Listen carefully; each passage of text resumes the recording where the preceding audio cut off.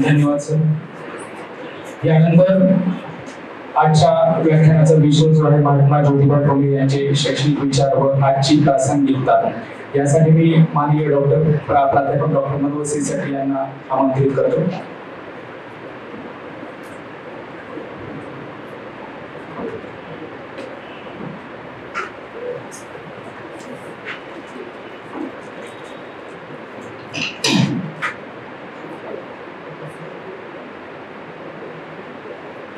महाकारुणिक तथागत भगवान गौतम बुद्ध, कुलवाडी भूषण छत्रपती शिवाजी महाराज, राष्ट्रपिता ज्योतिबा फुले, राजर्षी शाहू महाराज, महामानव डॉक्टर बाबासाहेब आंबेडकर, साहित्यरत्न अण्णाभाऊ साठे, या परंपरेतील सर्वच महापुरुषांना मी विनम्र अभिवादन करतो।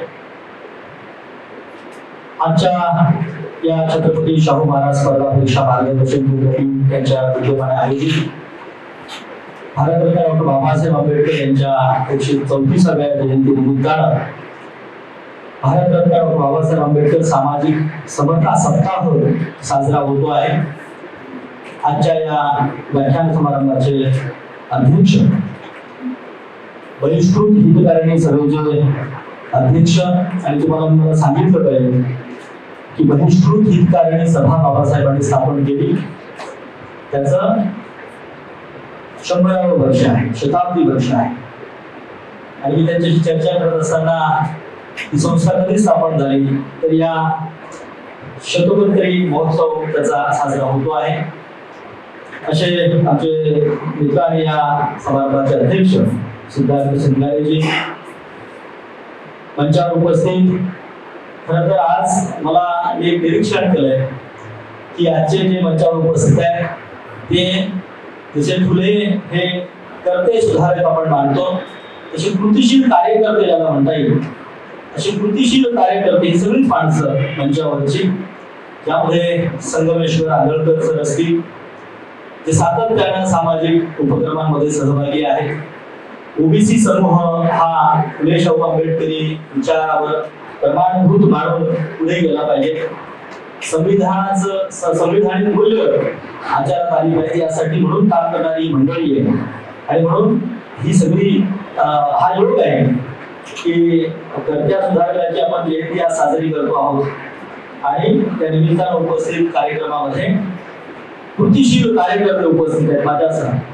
मीही माझ्या परीने धडपड करतोय, प्रत्येकाच्या मर्यादेत राहून प्रत्येक जण काम करतो आहे। त्यानंतर कॉम्रेड सौ आणि श्री ज्योतिरामजी रुपडे या ठिकाणी उपस्थित आहेत। या संस्थेचे अध्यक्ष राहुलजी वाघमारे, प्राध्यापक बाळासाहेबजी जावळे, प्राध्यापक राघव सर यांच्यावर उपस्थित, जे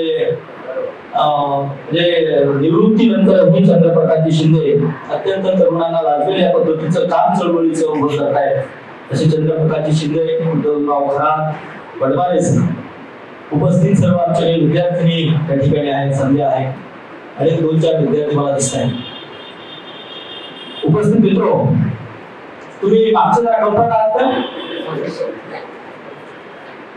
म्हणजे आपण सामाजिक समता सप्ताह साजरा करतो आहोत आणि समतेचा विचार करत करत आम्ही शोषण करायचं असं होऊ नये। तुम्ही म्हणाल तेव्हा थांबतो, एक अर्धा 1 तास मी मांडणी करू इच्छितो। तुमची मानसिकता आहे ऐकायची किंवा हा आपला म्हणजे मार्गदर्शन केंद्राचा उपक्रम आहे म्हणून आपण बसलो असं करू नका। कारण वास्तविकतेमध्ये सरांनी सांगितलं की हे जे स्पर्धा परीक्षा मार्गदर्शन केंद्र आहे भारतीच्या वतीने चालवलं जाते, आदिवासी संशोधन प्रशिक्षण संस्थेच्या वतीने चालवलं जाते। इथं घडणारा जो विद्यार्थी आहे तो फुले शाहू आंबेडकर, शिवाजी महाराज, शिव फुले शाहू आंबेडकर या विचारधारेचा पाईक असला पाहिजे। त्यांच्याकडून प्रेरणा घेऊन आपलं त्यांना जीवन उभं केलं पाहिजे, या पद्धतीची भूमिका या मार्गदर्शन केंद्राची आहे। आणि त्याचे आपण विद्यार्थी आहात, एक चांगल्या वातावरणात तुम्ही या ठिकाणी काम करतात, अभ्यास करतात। त्या दिवशी मी आलो, त्या दिवशी मी बघितलं की ग्रंथालयामध्ये विद्यार्थी अभ्यास करत होते। खूप चांगलं वातावरण विद्यार्थ्यांना राहुलजी आपण या वाचनालयाच्या निमित्तानं या संस्थेच्या माध्यमातून आपण देत आहात, तेव्हा मला ही अत्यंत आनंदाची गोष्ट वाटते की आपल्या बहुजन समाजातले विद्यार्थी मी सगळा बहुजन समाजच बोलणार आहे पुढच्या आता. बहुजन संस्कृतीचे जनक ज्योतिराव फुले या अनुषंगाने मी मांडणी करणार आहे आणि शिक्षणाच्या विषयी महात्मा फुलेंना काय म्हणायचं आहे त्याविषयीची काही एक मांडणी या निमित्ताने करणार आहे.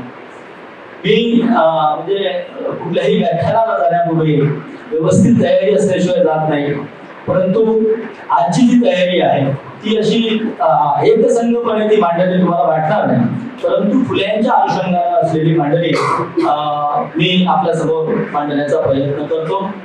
मित्रांनो, या दोन्ही गुरु शिष्यांची जयंती एप्रिल महिन्यामध्ये एकाच महिन्यामध्ये एकाच आठवड्यामध्ये येते. हा योगही फार महत्वाचा आहे. जे बाबासाहेबांनी महात्मा फुल्यांना गुरु मानलं आणि महात्मा फुल्यांनी जे काम उभं केलं तेच काम खऱ्या अर्थानं बाबासाहेब पुढे घेऊन जात आहेत. ते खऱ्या अर्थानं फुल्यांच्या वैचारिक वारसदार कोण आहेत तर बाबासाहेब. आणि या सगळ्या शिव फुलेशाह आंबेडकरी विचार परंपरेचे आपण पाहिजे आहोत, आपण वारसदार आहोत. आणि म्हणून आपल्यावर काही जबाबदारी आहे, जिम्मेदारी आहे. ती जिम्मेदारी काय तर आपणही आपल्या पद्धतीनं समाज घडणीमध्ये आपलं योगदान हे दिलं पाहिजे आणि त्यासाठी काम केलं पाहिजे. मित्रांनो, मला हे सांगितलं पाहिजे की ज्योतिराव फुले ज्या पद्धतीनं तिथल्या वंचित उपेक्षितांची बाजू घेतात त्याच पद्धतीनं बाबासाहेब सुद्धा सबंध हयातभर आपले जे लढे आंदोलन चळवळी उभ्या करतायत ते देखील वंचितांच्या बाजूने उभे राहतात. जो म्हणून व्यवस्थेनं या व्यवस्थेनं ज्यांचं म्हणून शोषण केलेलं आहे त्यांचं म्हणून पोषण करण्याची जबाबदारी बाबासाहेबांना जी फुल्यांनी घेतली होती त्यापूर्वी आणि त्यांच्या बाजूने उभे राहिले होते. त्याच पद्धतीचा विचार महामानव डॉक्टर बाबासाहेब आंबेडकर पुढे घेऊन जाताना दिसत आहेत. ही मानव मुक्तीचं आंदोलन आहे, हे सोपं नाही. इथला माणूस उभा झाला पाहिजे ज्या समूहाला कुठलीच आयडेंटिटी नाही, कुठलीच ओळख नाही, त्याचं अस्तित्व नाही. त्या अस्तित्व नसलेल्या, ओळख नसलेल्या, आयडेंटिटी नसलेल्या समूहाला, त्या व्यक्तींना त्यांचा चेहरा प्राप्त करून देणं, केवळ चेहरा नाही तो मानवी चेहरा प्राप्त करून देणं हे काम महामानव डॉक्टर बाबासाहेब आंबेडकर यांनी फुल्यांच्या प्रेरणेतून पुढे करून दिले. आणि पुढे मी ते बोलणार आहे की विचार परंपरा देखील तुम्हाला पुढच्या मांडणीमध्ये सांगणार आहे. खरं तर महात्मा ज्योतिराव फुले, राष्ट्रपिता ज्योतिराव फुले हे सामाजिक सुधारणा चळवळीतील एक अग्रणी समाज सुधारक म्हणून त्यांचा उल्लेख आपल्याला करावा लागतो. आणि त्यासोबतच त्यांनी कुठलं काम उभं केलं तसं मी म्हटलं तुम्हाला की इथं असणाऱ्या शोषण व्यवस्थेच्या विरोधात फुले उभे राहतात आणि त्यासाठी म्हणून शिक्षण हा उपाय सांगतात. आणि त्यासोबतच जात आणि लिंगाधारित जो भेदभाव आहे तो अन्यायकारक आहे. जातीच्या आधारावर असलेला आणि लिंगाच्या आधारावर असलेला जो भेदभाव आहे, जो मोठ्या प्रमाणावर महिलांनी सहन केला, तो भेदभाव हा अन्यायकारक आहे आणि त्या विरुद्ध आपण काम उभं केलं पाहिजे. या पद्धतीची भूमिका घेऊन ज्योतिराव फुल्यांनी सबंध हयातभर काम केल्याचं आपल्याला पाहायला मिळते. आणि म्हणून फुले दाम्पत्य हे आधुनिक भारताचे आयडॉल आहेत. सावित्रीबाई फुले आणि ज्योतिराव फुले हे खरं तर आधुनिक भारताचे आयडॉल आहेत. त्यांचं सहजीवन असेल, हे सहजीवन देखील खऱ्या अर्थानं तुमच्या माझ्यासाठी आदर्शवत आहे, प्रेरणादायी आहे.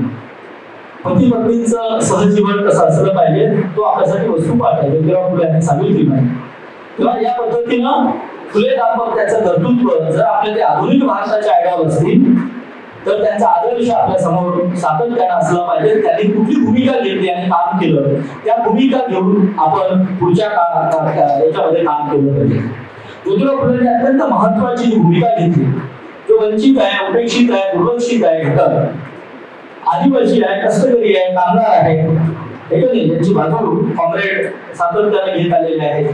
जे ही परंपरा मार्क्सवादी कामगारांची, कष्टकऱ्यांची भूमिका सातत्यानं मार्क्सवादात मांडली. तेव्हा या पद्धतीनं हे सगळे जे घटक आहेत यांना कुठलंच म्हणजे विकासाच्या प्रक्रियेपासून दूर आहे आणि कुठं आपलं अस्तित्व निर्माण करण्यापासून देखील ते लाभ आहे. आणि म्हणून फुलेंनी एक महत्वाची भूमिका घेतली होती आणि ती अशी होती की आपण आपले लिहिले पाहिजे. ती भूमिका आपण पण लक्षात ठेवा. मी जाणीवपूर्वक त्याची नोंद करतोय. आपण आपलं लिहिलं पाहिजे, आपण लिहिलं पाहिजे. आपल्यासाठी कोणी येणार नाही, हे की नाही, आलंही नाही. शिवा फुले शाहू आंबेडकर ही परंपरा जर सोडली तर दुसरं कोणी आलं नाही वंचितांच्या बाजूने. तेव्हा आपण आपलं लिहिलं पाहिजे. म्हणजे माझं जे जगणं आहे, माझ्या जगत आहे, माझा जो काही मनोव्यापार आहे, माझा जो काही भोवताल आहे, हे माझंच मी मांडलं पाहिजे या पद्धतीची भूमिका सातत्याने ज्योतिराव फुलेंनी मांडलेली आहे. आणि दुसरी एक भूमिका घेत असताना त्यांनी सांगितलं होतं की आपल्या विद्यार्थ्यांना शिकवायला आपले शिक्षक नेमले पाहिजे, बहुजन समाजातले शिक्षक नेमले पाहिजे. हे या पद्धतीनं, कारण फुल्यांचा जो दृष्टिकोन आहे किंवा अनुभव आहे तो अनुभव पूर्वी वाईट आहे की या पद्धतीनं बहुजन समाजातल्या विद्यार्थ्यांना विद्याबंदीपासून दूर ठेवलं, विद्येपासून दूर ठेवलं, विद्याबंदी लावली आणि अज्ञानामध्ये खितपत ठेवण्याचं काम इथल्या व्यवस्थेनं केलं, ब्राह्मणी व्यवस्थेनं केलं. आणि म्हणून ब्राह्मणी शिक्षक जे आहेत त्या काळात होते त्यावर फुल्यांचा विश्वास. तर आपल्यातले गुरुजी निर्माण झाले पाहिजे, बहुजन समाजातले शिक्षक निर्माण झाले पाहिजे, जेणेकरून खऱ्या अर्थानं जाणीवेसह ते आपल्या विद्यार्थ्यांना काही देतील आणि आपले विद्यार्थी उभे राहतील. आणि म्हणून माझ्यासारख्या शिक्षकांची देखील ती जबाबदारी आहे, कारण फुल्यांनी आमच्यावरती जबाबदारी दिली की या वंचित उपेक्षित घटकातील सगळ्या मुलांना आधी योग्य दिशा दर्शन करण्याचं काम आपल्याला हे केलं पाहिजे. सावित्रीबाईंनी काव्य फुले नावाचा एक सुंदर ग्रंथ लिहिला. हे खरं तर महात्मा ज्योतिराव फुले हे मराठी साहित्याचे मोठे लेखक, गुलामगिरी, शेतकऱ्यांचा आसूड, सार्वजनिक सत्य, धर्म, इशारा, हे सगळे जे ग्रंथ पाहिले आपण तर त्यांच्या दर्जाचा लेखक त्या काळात बाहेर शोधून भेटत नाही. 52 तशी सुधाकर, काव्य फुले नावासारखा काव्यसंग्रह सावित्रीबाईंनी लिहिला. हे फळची कविता नाही, लक्षात ही चळवळीची कविता आहे.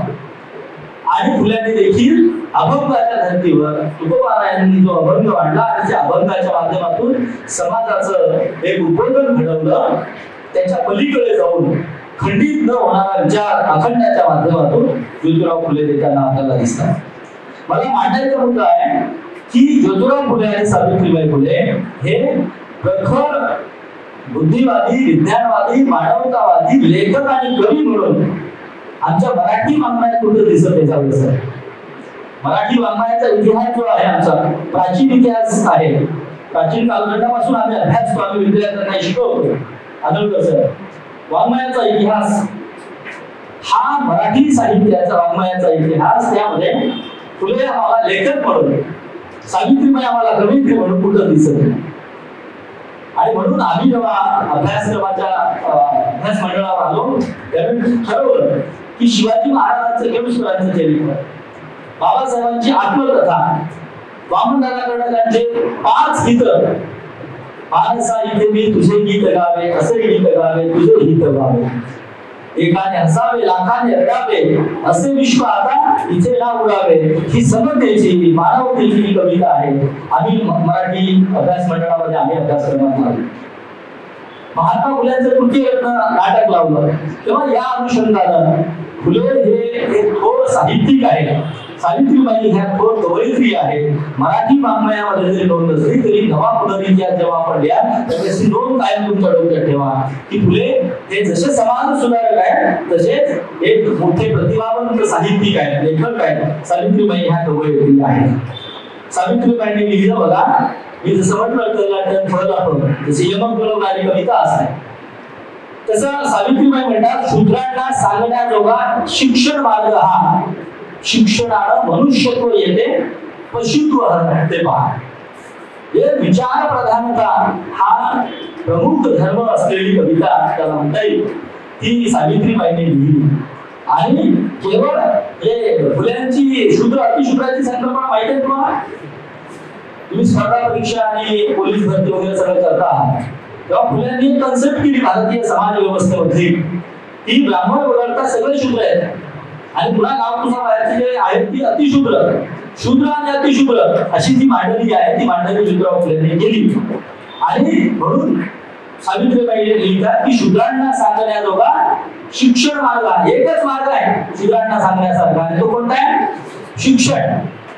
तुमचं आणि माझं भांडवल शिक्षणच आहे. शिक्षणानेच मी उभा राहू शकलो, शिक्षणानेच मी पुढे आलो, शिक्षणामुळेच मी तुमच्या समोर आज बोलायला उभा आहे.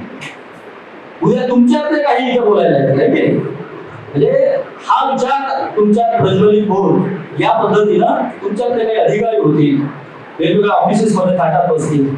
कशातून झालंय? शिक्षणातून झालं. शिक्षण हे आपलं सर्वात मोठं भांडवल आहे. आणि शिक्षणाने काय येते? सावित्रीबाई म्हणतात मनुष्यत्व येते. आणि काय म्हणते? माणसामध्ये पशुत्व सुद्धा आहे. आपण या वेगवेगळ्या बातम्या नकारात्मक वाचतो, ते पशुत्वाचं लक्षण आहे. त्यांचं शिक्षण अपयशी झालेलं आहे म्हणून ते पशुसारखे वागतायत. शिक्षणाला पशुत्व हटते आणि मनुष्यत्व येते. या पद्धतीची विचार प्रधानता सावित्रीबाईंनी आपल्या कवितेतून मांडली. आणि तो विचार आमच्यासाठी अत्यंत प्रमाणभूत अशा पद्धतीचा झाला. 19व्या शतकातील संपूर्ण देशातील शूद्र, अतिशूद्र आणि स्त्रियांचा सर्वसमावेशक विचार करणारे महात्मा फुले हे एकमेव तत्वज्ञ आहे. लक्षात फुल्यांच्या काळामध्ये शूद्र, अतिशूद्र आणि स्त्रिया, म्हणजे खरं तर ज्योतिराव फुले जर झाले नसते, सावित्रीबाई फुले जर झाल्या नसत्या, तर आजही आपण खूप मोठ्या प्रमाणामध्ये भारतीय समाज मागे असता. आपण फुल्यांनी सांगितलं, सावित्रीबाईंनी सांगितलं, पण आपण ऐकलं नाही. भारतीय समाजाचं शोकांतिक आहे सर. मी अनेक वेळा हे मांडलंय की हे भारतीय समाजाचं अपयश आहे. जेव्हा फुल्यांनी आपल्याला सांगितलं तेव्हा आपण ऐकलं नाही. फुले गेल्यानंतर आपण गौरव करायला लागलो. हाच विचार संत परंपरेशी, हाच विचार सगळ्या समाज सुधारकांच्या बाबतीमध्ये लागतो. बाबासाहेब वेगवेगळ्या भूमिका घेत आहेत, परंतु केवळ आणि केवळ बाबासाहेबांनी ती भूमिका मांडली म्हणून त्याला विरोध झालेला अनेक उदाहरणं मला देता येतील. त्रिराज्य योजनेचा विचार आहे. या पद्धतीने लक्षात घ्या, हे भारतीय समाजाचं अपयश आहे. आपण एका विशिष्ट चष्म्यातून महापुरुषांकडे पाहायला गेलो, त्यांचा विचार हा आपल्याला प्रगत भारत देशाकडे घेऊन जाणारा आहे, याकडे आपण कानाडोळा केला. हे खरं तर ज्योतिराव फुलेंचं आपण ऐकलं असतं तर आज आपला भारत अधिक पुढे गेला असता. एकूण लोकसंख्येच्या 50% अविभाज्य घटक असलेल्या महिला ह्या आम्ही काय केल्या? उपेक्षित ठेवल्या. त्यांच्याजवळ कार्यक्षमता आहे, बुद्धिमत्ता आहे. त्यांच्या कार्यक्षमतेचा, त्यांच्या बुद्धिमत्तेचा उपयोग त्यांनी देश विकासासाठी आपल्याला करून घेता आला असता. अधिक आधीच तर आपण फार पुढे असतो. दृष्टिकोन काय असते तर 1950लाच बाबासाहेबांनी सांगितलं होतं की लोकसंख्या नियंत्रणात आणायची असेल तर प्रतिबंधात्मक काही उपाय आपल्याला योजावे लागतील. आणि तसं जर नाही केलं तर 2000 साली भारताची लोकसंख्या 100 कोटीच्या पुढे जाईल. 50 मध्ये सांगितलं बाबासाहेबांनी, तुम्ही 2000 मध्ये जा आणि भारताची लोकसंख्या. जेव्हा बाबासाहेब मांडताय भूमिका, बाबासाहेब या राष्ट्र घडणीसाठी ती भूमिका मांडतात, एका जातीसाठी भूमिका मांडत होते का? लोकसंख्या नियंत्रित जर ठेवली तर सामाजिक सुविधा ज्या आहेत, सार्वजनिक सुविधा ज्या आहेत त्या मोठ्या प्रमाणावर प्रत्येकाला उपलब्ध होऊ शकतील. अन्नधान्याचा तुटवडा येणार नाही आणि मोठ्या प्रमाणावर चांगल्या दर्जाचं शिक्षण, चांगल्या दर्जाच्या सुविधा आपल्याला मिळतील. या पद्धतीची भूमिका बाबासाहेबांनी घेतली होती. बाबासाहेबांनी आणखी, मी बाबासाहेबांच्या भाषणांचा PhD साठी अभ्यास केलेला आहे.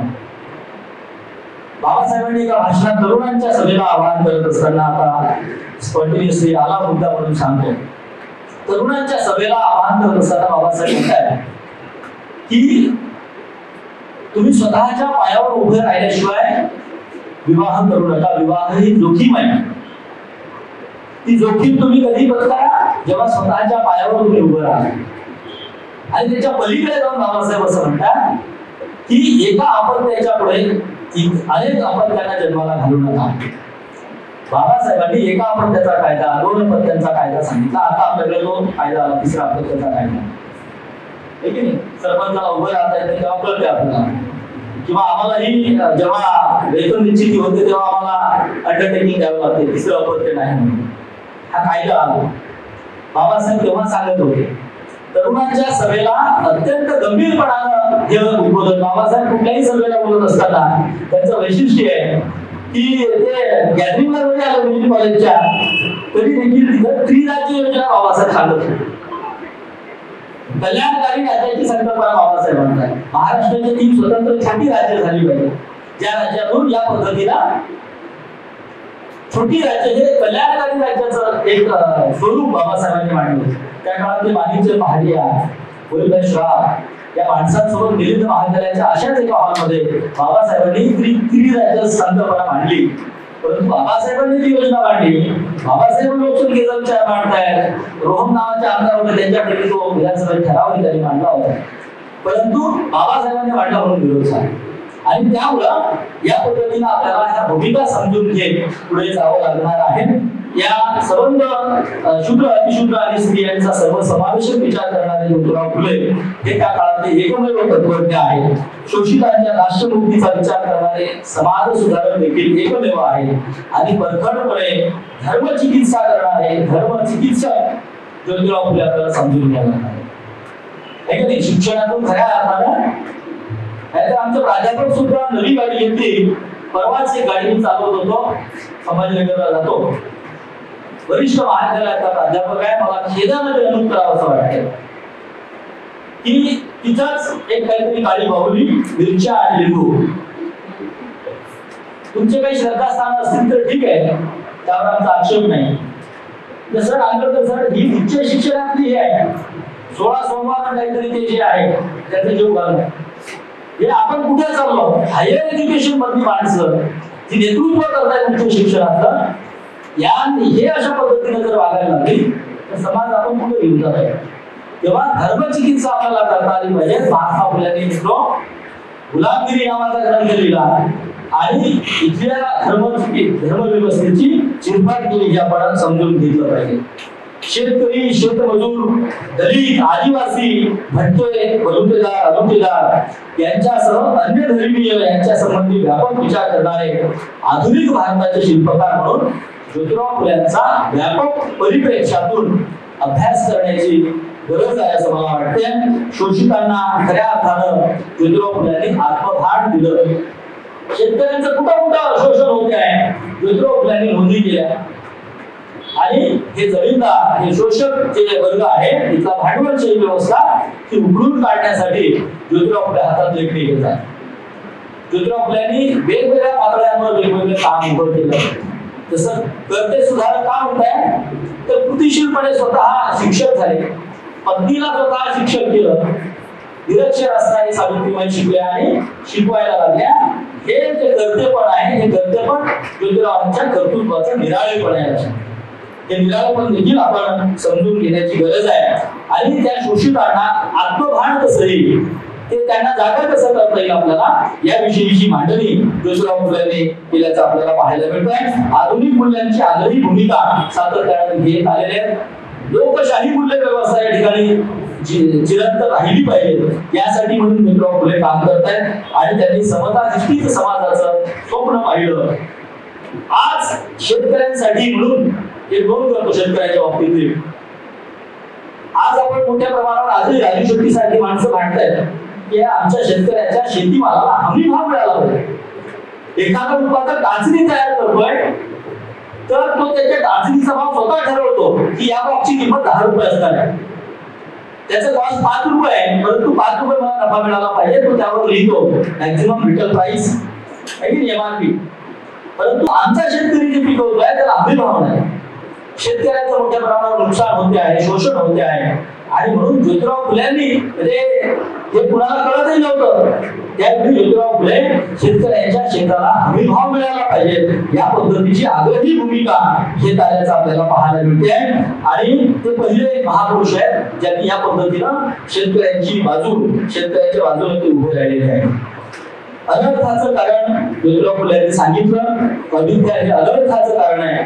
आपल्या जगण्यामध्ये जे वेगवेगळ्या प्रकारचे अनर्थ होत आहेत ते अनर्थ केवळ एका अविद्येने होत आहेत हे आपल्याला माहिती आहे. शेतकऱ्यांच्या आसूंच्या उपोद्घातामध्ये सुरुवातीलाच प्रस्तावनेमध्ये आरंभ करताना ज्योतिराव फुले ही नोंद करतायत आणि सांगतायत की या पद्धतीने आपल्याला शिक्षणाकडे वळलं पाहिजे. जर आपण शिक्षण घेतलं नाही तर अविद्येनं मोठ्या प्रमाणावरच्या आपल्या जगण्यामध्ये अनर्थ तयार होतील आणि ते अनर्थ जर टाळायचे असतील तर आपल्याला विद्येचं ग्रहण केलं पाहिजे, शिक्षण घेतलं पाहिजे, ज्ञान संपादन केलं पाहिजे, या पद्धतीची भूमिका ते घेत आलेली आहे. आपले महानायक हे ज्योतिराव फुले आहेत. त्यामुळे केव्हा कळायला लागलं, हा उशिरा कळायला. मी म्हटलं ना, आपल्या भारतीय समाजाच्या ते शोकांतिक आहे, भारतीय समाजाचं अपयश आहे खऱ्या अर्थात. ज्या वेळेस ज्योतिराव फुलेंनी आपल्याला जी भूमिका सांगितली, जे विचार सांगितले, जे तत्वज्ञान दिलं, ते आम्ही त्या काळात कधीच स्वीकारलं नाही. तुकोबारायांनी जो आम्हाला विज्ञानवादी एक दृष्टी दिली, ती तुकोबारायांच्या काळामध्ये त्या काळामध्ये आम्ही कधी स्वीकारले नाही. नंतर आम्हाला समजलं की हे आमचे महानायक आहेत आणि त्यांचा विचार आपल्या जगण्याला पुष्टी देणारा आहे, पुढे घेऊन जाणार आहे, गती देणार आहे. आणि म्हणून त्यांचा हा विचार आपल्याला प्रमाणभूत मांडला पाहिजे. महात्मा फुलेंची जन्मशताब्दी वर्ष होत आहे, तोपर्यंत कुणीही त्यांचं चरित्र लिहिलं नाही. म्हणजे 100 वर्षानंतर त्रोटक पद्धतीनं काही नोंदी त्यांच्या जन्माच्या आल्या होत्या, परंतु समग्र चरित्र ज्याला म्हणता येईल ते चरित्र फुल्यांच्या जन्मशताब्दी वर्ष येते आहे तोपर्यंत कोणी लिहिलं नाही. त्यासाठी म्हणून पंढरीनाथ सीताराम पाटील हे बुलढाण्याचे शेगाव तालुक्यात त्यांचं गाव आहे. पंढरीनाथ सीताराम पाटील हे पुढच्या नंतरच्या काळामध्ये मोठे नेते आहेत. वारकरी संप्रदायातले पंढरीनाथ पाटील, त्यांचे वडील कर्मठ परंपरेतले, परंतु पंढरीनाथ पाटलांनी ज्योतिरावांचं शेतकऱ्याचं आसूड वाचलं, गुलामगिरी वाचलं आणि त्यांचं आत्मभान जागं झालं. फुल्यांनी आत्मभान जागं करण्यासाठीच हे लेखन केलंय, कर्तृत्व सिद्ध केलंय. बरं का, मागे मोबाईल मध्ये पाहणार फुल्यांनी आपलं आत्मभान जागं केलं हे की नाही. आपलं आत्मभान जागं होणं ही गोष्ट अत्यंत महत्वाची आहे. तेव्हा आत्मभान जागृत करण्यासाठी या पद्धतीनं महात्मा फुले वेगवेगळ्या प्रकारचे प्रयोग करतात. आणि म्हणून पंढरीनाथ पाटील या माणसाला पण पुढच्या काळामध्ये जन्मशताब्दी वर्षाचं औचित्य हे लक्षात घेऊन विदर्भात हा माणूस, परंतु विदर्भामध्ये मोठ्या प्रमाणावर सत्यशोधक चळवळ होती. सत्यशोधक चळवळीचे ते कार्यकर्ते होते पंढरीनाथ सीताराम पाटील. आणि मग त्यांनी लक्षात घेतलं की अरे आपण महात्मा फुल्यांचं चरित्र लिहिलं पाहिजे, जेणेकरून नव्या पिढीसमोर हे चरित्र येईल. आणि हे आमचे महानायक आहेत, आमचे आयडॉल आहेत, हे नव्या पिढीला समजेल यासाठी म्हणून पंढरीनाथ सीताराम पाटील यांनी लिहिलं. आणि पुढच्या काळामध्ये अनेक चरित्र आहेत. म्हणजे 100 वर्षापर्यंत आम्ही फुल्यांकडे दुर्लक्ष केलं, त्यांच्या तत्वज्ञानाकडे दुर्लक्ष केलं, त्यांच्या भूमिकांकडे दुर्लक्ष केलं. आणि म्हणून आपण फार मोठ्या प्रमाणावर मागे राहिलो हे देखील आपण लक्षात घ्या. पंढरीनाथ पाटील हे विदर्भातली शिवाजी शिक्षण संस्था जी आहे त्यामध्ये देखील ते सहभागी होते. अनेक शाळा महाविद्यालय त्यांनी नंतरच्या काळामध्ये उभी केली. ज्योतिराव फुल्यांचं कर्तृत्वाचं निराळेपण काय आहे तर 21व्या वर्षी मुलींची शाळा काढतात. 21व्या वर्षी आपण काय करतो हे लक्षात घ्या. वयाच्या 21व्या वर्षी ज्योतिराव फुल्यांना हे दृष्टी येते, हे भान येते की आपण मुलींसाठी शाळा काढली पाहिजे. ह्या मुली घरीच आहेत हे की नाही. आणि नंतर संजय आवटेंनी लिहिलंय बघा, वाचलं असेल तुम्ही तर. सुरुवातीच्या ज्या सगळ्या मुली होत्या ब्राह्मण, नंतर फातिमा शेख सारख्या अनेक मुली आल्या. आमची मुक्ता साळवे आहे की नाही, तिने अत्यंत सुंदर निबंध लिहिला. तो वाचा तुम्ही म्हणा, तो ताराबाई शिंदेचा वाचा.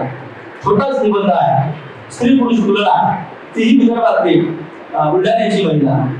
तेव्हा या पद्धतीनं वयाच्या 21व्या वर्षी ज्योतिराव फुले मुलींची शाळा काढतात. आणि अज्ञानातून माणूस गुलामीकडे जातो, म्हणून अज्ञान आपलं संपवलं पाहिजे, ज्ञानाच्या मार्गावर, प्रकाशाच्या मार्गावर आपण गेलो पाहिजे. यासाठी म्हणून या पद्धतीनं शाळा उभ्या करत पुढे माणसं उभी करतात. सामाजिक आणि सांस्कृतिक क्रांतीची जी अपरिहार्यता आहे. आता आमचा विषय झाला की सांस्कृतिक चळवळीमध्ये बऱ्याच गोष्टीचं उद्बोधन होण्याची आजही गरज आहे. अनेक गोष्टी आपण परंपरेने चालत आल्या म्हणून त्या करतो, परंतु त्याला आपण नकार दिला पाहिजे. मला सांगितलं पाहिजे बाबासाहेबांच्या व्यक्तिमत्वाचं वैशिष्ट्य काय तर त्यांनी प्रत्येक गोष्टीचा अभ्यास केला. अनिष्ट रूढी परंपरांना प्रखर विरोध केला, जाहीर विरोध केला. हे सहज असं नाही, म्हणजे त्यालाही ताकद लागते, सामर्थ्य लागते. ते बाबासाहेबांच्या नाही होतं. विरोध केला, उघड पद्धतीने विरोध केला. आणि विरोध केवळ कसा नाही, अभ्यास करून विरोध केला. विरोधाला विरोध नाही, तेवढंच नाही, विरोध करून त्याला पर्याय सुद्धा दिले. जसं मनुस्मृती जाळली आणि भारतीय संविधानाचा नवा कायदा आला. मनुस्मृती बाबासाहेब संस्कृत मधून होते, बाबासाहेबांना माहिती नव्हतं, वाचता येत नव्हतं, संस्कृत भाषेचं ज्ञान नव्हतं. बाबासाहेबांनी प्रयत्नपूर्वक संस्कृत शिकले आणि मनुस्मृतीमध्ये काय मांडलंय ते समजून घेतलं आणि मग मानवी व्यवहार यामध्ये नाही आहे, अमानवीय व्यवहार सगळा आहे आणि माणसांसाठी स्त्रियांना दुय्यमत्व देणारी मनुस्मृती हा काही महत्वाचा विषय नाही आणि म्हणून तो जाळून टाकला पाहिजे. ती प्रतिकात्मकता होती, ते जाळून टाकलं पाहिजे, त्या पद्धतीने संपून टाकलं पाहिजे, नष्ट केलं पाहिजे, त्या पद्धतीची भूमिका घेतली नंतरच्या काळामध्ये भारतीय संविधान. वर्गाच्या बाहेर बसून शिक्षण घ्यावं लागलं बाबासाहेबांना, त्याची जाणीव होती आणि म्हणून बहुजन समाजातल्या पोरांना शिक्षण मिळालं पाहिजे यासाठी पीपल्स एज्युकेशन नावाची संस्था होती. औरंगाबादला मिलिंद महाविद्यालय नागसेल वन उभं केलं, ज्या नागसेल वनाचा प्रोडक्ट मी आहे, मी तिथे शिकलो. नागसेल वन वेगळीच प्रेरणा आहे, वेगळंच रसायन आहे. तेव्हा या पद्धतीनं जिथं जिथं जे काही आहे अनिष्ट रूढी प्रथा परंपरांना विरोध करत पर्याय सुद्धा बाबासाहेबांनी सुचवलेला आहे. बाबासाहेबांचं तत्वज्ञान जगभरामध्ये स्वीकारलं जातो आहे. जयभीम नेटवर्क तुम्ही वाचला का? जयभीम नेटवर्क हंगेरी युरोप मधला देश आहे, हंगेरी प्रगत देश आहे. हंगेरीमध्ये क्रिस्टोफर नावाचा लेखक ज्याने बाबासाहेबांचं तत्वज्ञान वाचलेलं आहे, त्याने बाबासाहेबांना पुस्तक लिहिलं. तिथं रोमा नावाची जमात आहे, जिप्सी असं त्यांना म्हणतात, ते स्थलांतरित आहेत, ते भारतीय वंशाचे लोक हंगेरीमध्ये राहणारी माणसं. परंतु तिथं त्या क्रिस्टोफरने तो ग्रंथ लिहिला, चरित्र लिहिलं, काही विद्यार्थ्यांनी ते वाचलं आणि तिचं देखील ही जिप्सी नावाची जमात ही शोषित आहे, त्यांचं शोषण होत आहे मोठ्या प्रमाणात, अस्पृश्यताचा अनुभव त्यांच्या वाट्याला आहे. आणि मग ती मांडणी क्रिस्टोफरने केली आणि त्यांनी सांगितलं की बाबासाहेबांनी या पद्धतीनं शोषण मुक्तीतून मानव मुक्ती केली आणि ही माणसं स्वाभिमानाला उभी झाली. हा इतिहास, ही जी प्रेरणा आहे ही हंगेरीमधील प्रगत देशामध्ये देखील स्वीकारला गेली. तिथं जयभीम नेटवर्क नावाची संस्था उभी झाली, जी बुद्धिजीवी माणसं अशी एकत्रित झाली आणि त्यांनी ते नेटवर्क उभं केलं. त्यांनी शाळा निर्माण केली, शाळेसमोर बाबासाहेबांचा अर्धाकृती पुतळा राहिला आणि ते लिहिलंय की हा पुतळा आमच्या सगळ्या दुखण्यावर आम्हाला प्रेरणा देत राहील, आम्हाला मुक्तीच्या मार्गावर नेण्यासाठी हा पुतळा आम्हाला दिशादर्शक ठरेल.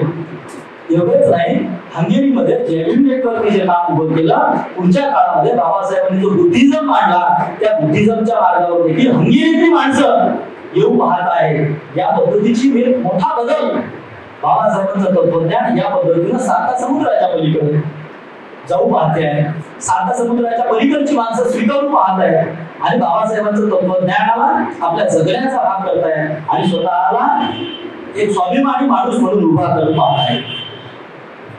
या पद्धतीनं बाबासाहेबांचं तत्वज्ञान, फुल्यांचं तत्वज्ञान आपल्याला व्यापक पद्धतीनं समजून घेण्याची गरज आहे. सामाजिक सांस्कृतिक क्रांतीची अपरिहार्यता ज्याला म्हणता येईल, भारतीय इतिहासामध्ये महात्मा फुले यांनी प्रथमतः मांडली आणि म्हणून 1848 ते 1890 हा जो कालखंड आहे, या कालखंडामध्ये हयाभर महात्मा फुलेंनी अखंडितपणे या कामासाठी खर्च घातली आपल्या आयुष्याची आणि क्रांती शूद्र अतिशूद्र स्त्रिया त्यांच्या मानवी हक्कासाठी ही क्रांती त्यांनी उभी केली. बहुजन संस्कृतीच्या निर्मितीची गरजही त्यांनी अधोरेखित केली.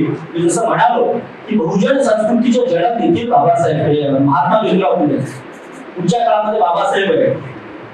बहुजन कोण आणि खरं तर बहुजन हा शब्द आहे ना अलीकडे फार गुळगुळीत झाला, वापरून बहुजन आणि बहुजन समाज असं म्हणतो आणि राजकारणी जर वापरले तर तो अर्थहीनच करून टाकलेला राजकारण्यांनी.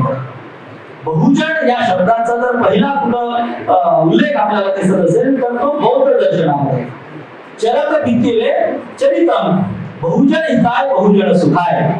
बुद्ध दर्शनामध्ये, बुद्ध तत्वज्ञानामध्ये विपुलना बुद्धाने हा उद्देश केलेला आहे की बहुजनांच्या हितासाठी आणि बहुजनांच्या सुखासाठी तुम्ही काय करा, चालत राहा, काम करा.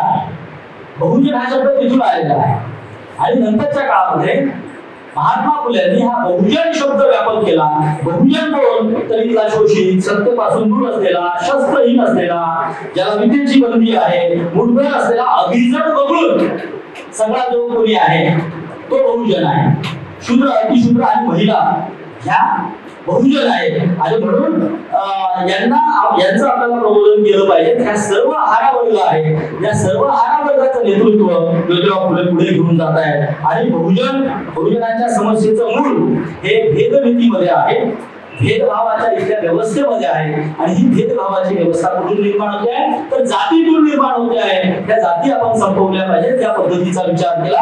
कृतीशील यासाठी म्हटलं ज्योतिरावजींना, त्यांनी कृतीशील पद्धतीनं स्वतःचं आयुष्य उभं केलं. जातीच्या पलीकडे जाऊन ही माणसं त्यांच्या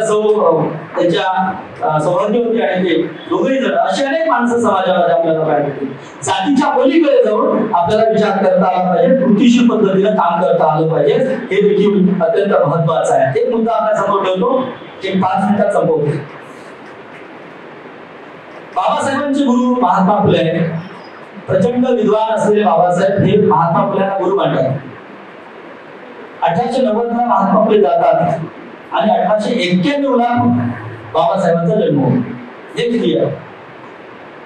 फुल्यांना बाबासाहेबांनी बघितलेलं नाही, त्यांची ओळख नाही. ओळख कुठली आहे? विचारांचे वारसदार ज्याला म्हणतात ना, विचार बघितलेले आहे, तत्वज्ञान वाचलेलं आहे, ग्रंथसंपदा बघितलेली आहे. फुलेंनी जे मोठं काम उभं केलेलं आहे ते बाबासाहेबांनी बघितलेलं आहे आणि म्हणून बाबासाहेब हे महात्मा फुलेंना आपले गुरु म्हणतात. दोघांनीही समताधिष्ठित समाजाचं स्वप्न बघितलेलं आहे. समताधिष्ठित समाज या ठिकाणी निर्माण झाला पाहिजे, या पद्धतीचं स्वप्न दोघांनी पाहिलेलं आहे आणि त्यामुळे समविचारी माणसं आहेत. फुल्यांनीही शिक्षणासाठी काम केलं आणि पुढच्या काळामध्ये बाबासाहेबांनी देखील स्वतःची संस्था उभी करून शिक्षण व्यवस्थेमध्ये काम केलेलं आपल्याला पाहायला मिळते. आणि म्हणून दुसरं एक साधारण सांगतोय की शेतकऱ्यांचे प्रश्न अयोग्य मांडण्यासाठी, समाजासमोर मांडण्यासाठी पहिल्या ग्रंथाची निर्मिती करणारा पहिला जर माणूस कोणी असेल तर ज्योतिराव फुले शेतकऱ्यांचा असो. आणि संविधानिक पटलावर शेतकऱ्यांच्या प्रश्नांची चर्चा घडवणारे बाबासाहेब. बाबासाहेब जेव्हा विधान भवनात जातात त्यावेळेस पहिलं भाषण शेतकऱ्यांच्या संदर्भात 38चं भाषण आहे आणि 25,000 शेतकरी बाबासाहेबांच्या सोबत आहेत. लक्षात, 18 पगड जातीचे शेतकरी आहेत, हे सगळे शेतकरी बाबासाहेबांच्या सोबत आहेत मोर्चात. मध्ये जो बाबासाहेब शेतकऱ्यांच्या प्रश्नांवरची चर्चा करतात, त्यांचं होणारं शोषण त्या ठिकाणी मांडतात. इथला जमीनदार, इथला जो शोषक वर्ग आहे, इथला जो भांडवलशाही व्यवस्था आहे, या पद्धतीची चिकित्सा बाबासाहेब आपल्या म्हणजे संविधानिक पटलावर शेतकऱ्यांविषयीची भूमिका मांडणारे बाबासाहेब. पहिला ग्रंथ लिहिणारे ज्योतिराव फुले यामध्ये आपल्याला असं साधर्म्य पाहायला मिळत आहे. म्हणून ही गुरु शिष्य परंपरा आहे. त्याच्या पलीकडे जाऊन मी असं म्हणेन की बुद्धाची जी करुणा आहे, त्या करुणेचा प्रभाव हा तुकोबांच्या गाथेवर आहे. तुकोबांच्या तत्वज्ञानाचा आणि विचाराचा प्रभाव हा स्वराज्यावर आहे. छत्रपती शिवाजी महाराजांनी ते स्वराज्य उभं केलं, 18 पगड जातीतले सोबत ठेवले.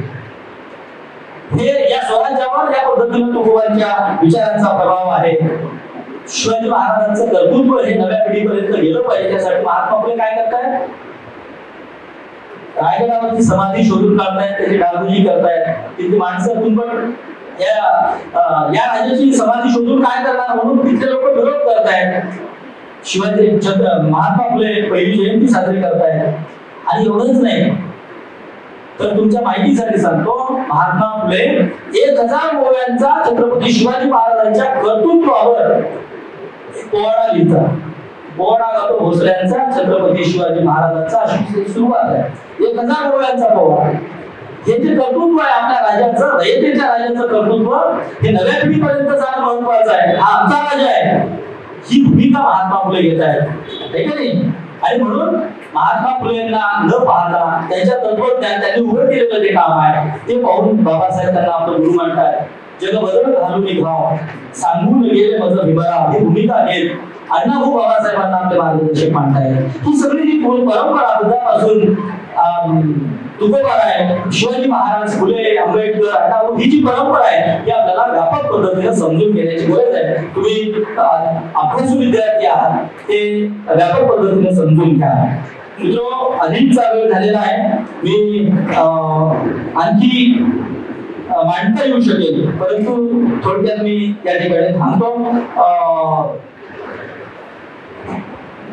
सावित्रीबाई फुले यांनी जे महत्वाचं काम उभं केलं मित्र, ते कवितेच्या माध्यमातून केलं. हे 2 त्यांचे अखंड आपल्यासमोर जे महत्वाचे मला सांगितले पाहिजे. म्हणून आपल्यासमोर ते मांडतोय. ज्ञान नाही विद्या नाही ते घेण्याची गोडी नाही, शहाणे असूनही चालत नाही तयासी मानव बनावे का. तुम्ही सगळेजण ज्ञान पिपासू विद्यार्थी आहात, एक दिवसभर अभ्यास करता, तुम्हाला माणूस म्हटलं पाहिजे, पण यांना माणूस म्हणायचं का. सावित्रीबाई प्रश्न उपस्थित करतात, ज्यांना ज्ञान नाही विद्या नाही आणि ते घेण्याची गोडी पण नाही, शहाणे असून चालत नाही तयास मानव म्हणावे का. विद्या हे धन आहे ते श्रेष्ठ, साऱ्या धनावर तिचा साठा जायापाशी, तो ज्ञानी मानिती जन.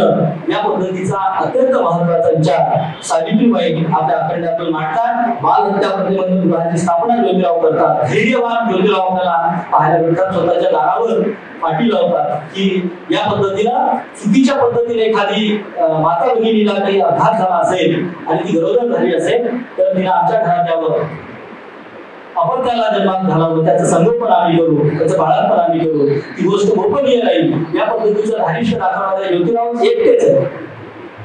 आणि त्या पद्धतीनं उस्मान शेख यांच्या घरात 28 जानेवारी 1853 ला बाल हत्या प्रतिबंधक गृहाची स्थापना होती आहे.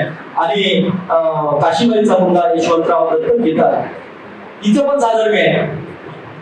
ज्योतिराव फुले दत्तक मुलाचं नाव आपल्या यशवंत ठेवतात आणि बाबासाहेब सुद्धा आपल्या त्याचं नाव यशवंत ठेवतात. इथं देखील साधर्म्य आहे. हा विचार वैचारिक वारसा ज्याला म्हणता येईल, तो वैचारिक वारसा आपल्याला पदोपदी या ठिकाणी पाहायला मिळते. व्यवस्था विरोधी या लोकांनी काम केलं. इथली व्यवस्था अत्यंत बळकट आहे, व्यापक आहे, तरीही त्यांना शिवण देण्याचं काम महामानव डॉक्टर बाबासाहेब आंबेडकर यांनी ज्योतिराव फुले यांच्या कर्तृत्वातून, त्यांच्या तत्वज्ञानातून प्रेरणा घेऊन सगळं काम उभं केलं. हे सगळं काम मानवमुक्तीचं काम आपण पुढच्या काळामध्ये सोबत घेऊन जाऊया, पुढे घेऊन जाऊया, संविधानिक मूल्य जपूया. परवा जयमंगल धनराज सरांनी आपल्याला सांगितलं होतं आणि कालही आम्ही धाराशिवला एका व्याख्यानामध्ये सोबत होतो की जसं संवेदनशील समाज निर्माण झाला पाहिजे तसं संविधानशील समाज निर्माण होण्याची गरज आहे. संविधानशील व्यक्ती निर्माण होण्याची गरज आहे. संविधानिक मूल्य आपण जपूया. समता, स्वातंत्र्य, बंधुता, सामाजिक न्याय ही तत्व आपल्या अंगीकृत करूया. एवढं बोलून या ठिकाणी थांबतो. त्या ठिकाणी मला संयोजकांनी बोलण्याची संधी उपलब्ध करून दिली आणि तुम्ही मला सहन केलं त्याबद्दल आपल्या सर्वांविषयीची कृतज्ञता व्यक्त करतो आणि थांबतो. शेवटी वामनदादांच्या शब्दात, विचार तुझा पिंपळाचा पार आहे, सुखाचे द्वार आहे, शिलाचे भांडार आहे. धन्यवाद. जय